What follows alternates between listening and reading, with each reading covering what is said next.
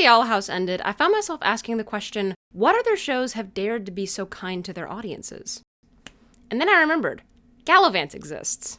I'm Galavant, and Galavant will be deterred by no foe. Where are all the raisins out of the trail, mate? I hate cashews and Brazil nuts are gross. Galavant is one of the best TV shows you've never seen. Actress Mallory Jansen described it as the bastard child of Monty Python and The Princess Bride. If that quote alone didn't convince you to give the series a try, here are a few more good reasons. Galavant was a mid-season replacement for the popular ABC drama Once Upon a Time. It was created by Dan Fogelman, a writer whose screenplay credits include Tangled and Cars. Yeah, good job!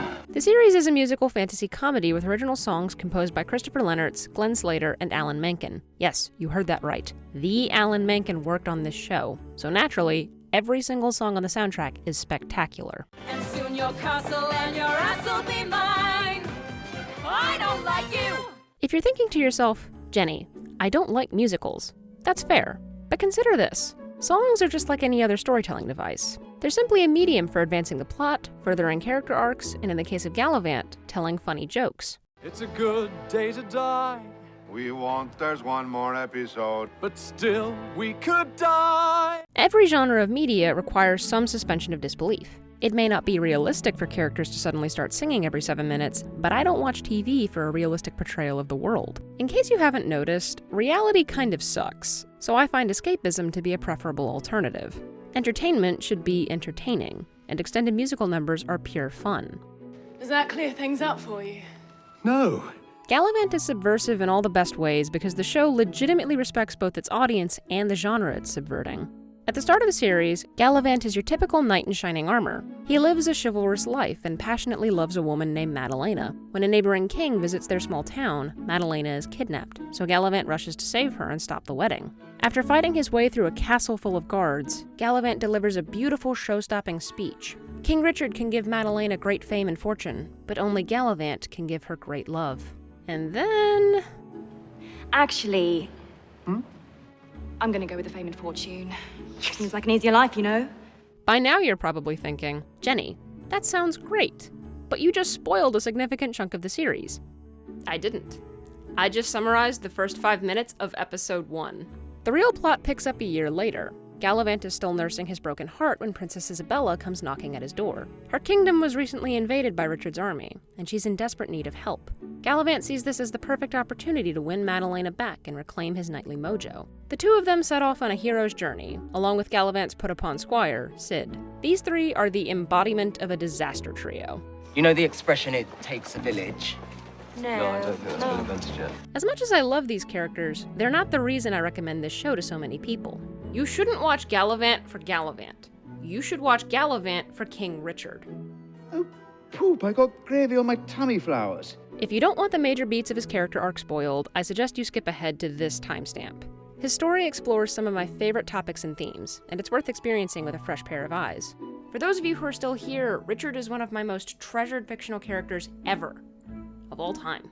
He's introduced as your stereotypical evil king, but deep down, Richard's not really a bad guy. All he wants is to be loved, but he doesn't know how to earn that affection from his wife or his subjects, and each earnest attempt blows up in his face.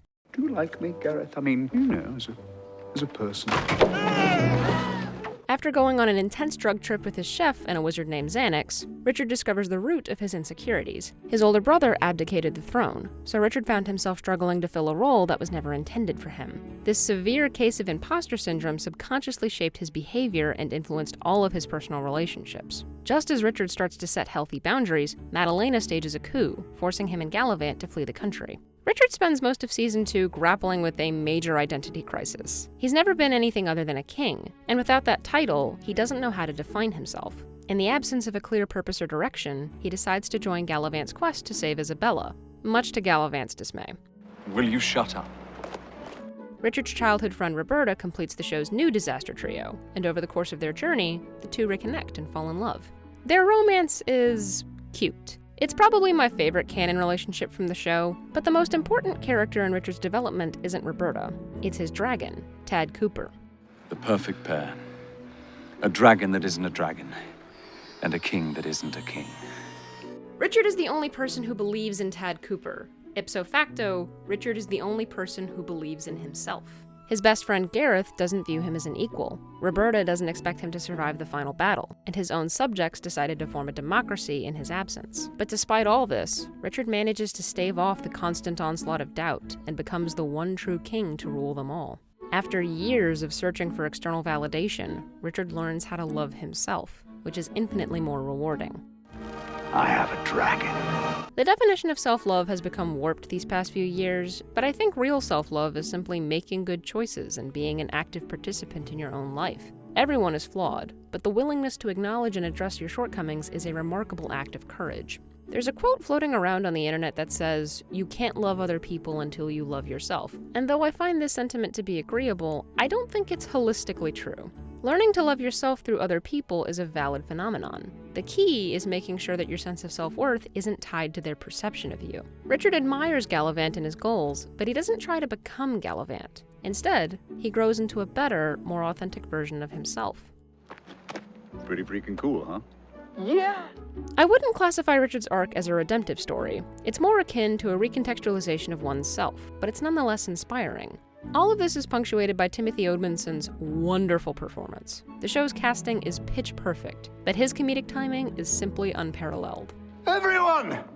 I'm going to kill my brother! Drinks are on me! Galavant is also one of the only shows to include self-aware meta-humor and get it right. The series is, at its core, a lighthearted deconstruction of fantasy tropes. It never takes itself too seriously, so these fourth-wall breaking jokes don't feel out of place or clash with the overall tone. Set your DVR. DVR, what does that even mean? Just trying to play Guess the Future game. By now you're probably thinking, Jenny, this show sounds amazing. What's the catch?